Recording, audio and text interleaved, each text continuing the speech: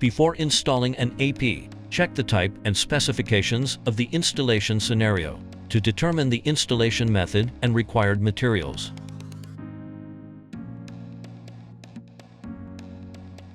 This video provides instructions on how to mount an AP on a solid wall using common expansion screws. If the wall is a partition wall or hollow brick wall, refer to the procedure for installing APs on gypsum boards.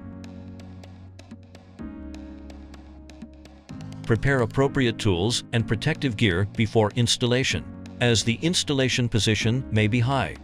Only experts wearing protective gear can perform installation. Do not insert a paper knife deeply into the box when unpacking to prevent damage to the device inside. You need to prepare a small mounting bracket and plastic expansion screws.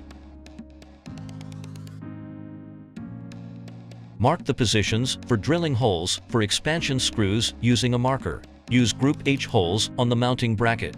A level instrument can be used to mark the holes to ensure equilibrium. Drill holes on the wall using a hammer drill. The holes should fit the expansion bolts. Hammer the expansion tubes into the holes until the expansion tubes are flush with the wall. Install the mounting bracket on the wall. Connect their Ethernet cable to the AP as required. Clamp the AP on the mounting bracket. Ensure that the 4 rubber feet on the rear of the AP fit into the mounting holes. Slide the AP downwards slowly when you hear a click sound from the release lever. The AP is properly installed.